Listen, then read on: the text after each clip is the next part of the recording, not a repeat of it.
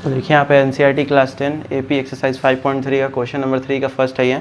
इसमें आपको दिया हुआ यहाँ पे क्वेश्चन दिया हुआ लैंग्वेज फॉर्म में इन एपी, कोई एपी है जिसमें ए दिया हुआ है आपके पास, डी दिया हुआ है और ए एन दिया हुआ है। तो आपको निकालना है एन एंड एस एन। ठीक है, तो ए एन के में आपको पता है कि ए एन की मदद से एन कैसे निकाला जाता है, क्योंकि ए एन का फॉर्मूला क्या होता है, A plus N minus one into D.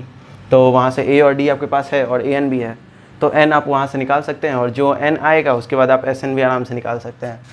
तो देखिए हम लोग सबसे पहले क्या करने वाले हैं, सबसे पहले हम लोग यहाँ लिख लेते हैं क्या हमारे पास दिया हुआ है।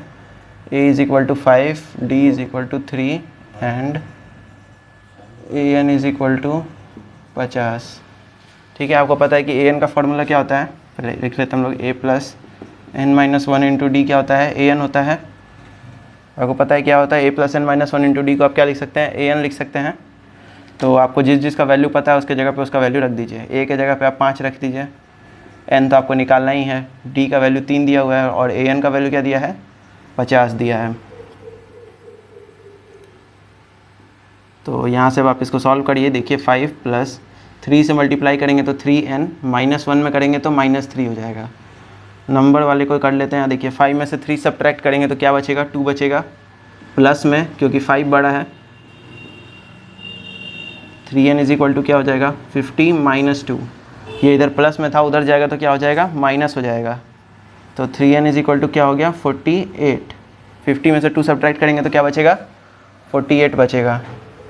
आगे देख लीजिए यहाँ पे। तो अब n इक्वल टू क्या होगा, 48/3 हो जाएगा। आपको पता है 3 से 48 कितने बार में कटता है, 16 टाइम्स में। तो n का वैल्यू आपके पास क्या आ गया, 16 आ गया। नाउ अब आपको क्या निकालना है, आपको एस एन निकालना है, जिसका फार्मूला क्या होता है, n/2 2a plus n minus one into D. ठीक है, तो आपको क्या निकालना होगा, S16, क्योंकि n का वैल्यू क्या दिया हुआ है, 16 आया है आपके पास।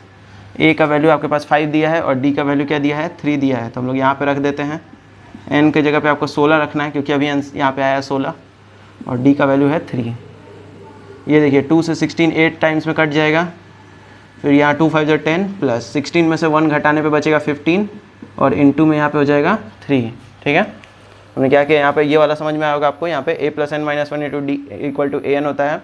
इस टाइप के क्वेश्चन बहुत सारे बना चुके हैं हम लोग 5.2 में भी और 5.3 में भी। स्टार्टिंग में 1-2 क्वेश्चन इस टाइप के थे। सेकेंड नंबर क्वेश्चन में इसी तरह का यूज़ हुआ था। तो यहाँ से आपको n निकालना है। आपको पता है एस एन निकालने के लिए आपको क्या क्या चाहिए, n चाहिए, a चाहिए और d चाहिए।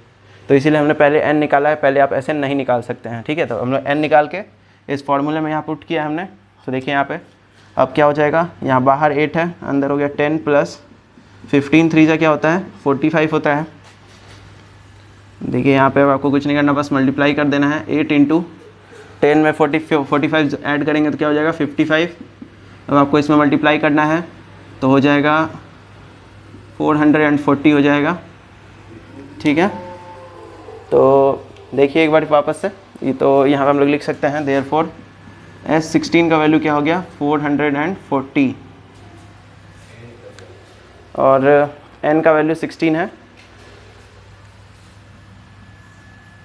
तो ये 2 चीज़ आपको निकालने थे यहाँ पे।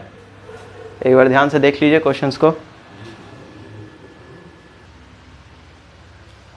तो देखिए यहाँ बीच बीच में अगर आप आंसर ना लिखना चाहें तो यहाँ से आप हटा सकते हैं इसको, कोई ज़रूरत नहीं है यहाँ पे स्क्वायर ब्रैकेट में। लेकिन आप ध्यान से रखिएगा ताकि मतलब एग्जामिनर को पता चले कि आपका आंसर कहाँ कहाँ आ रहा है।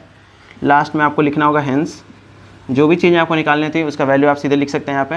n का वैल्यू आ चुका है 16 एंड Sn, या फिर आप S16 बोल सकते हैं क्योंकि n का वैल्यू 16 मिल चुका है।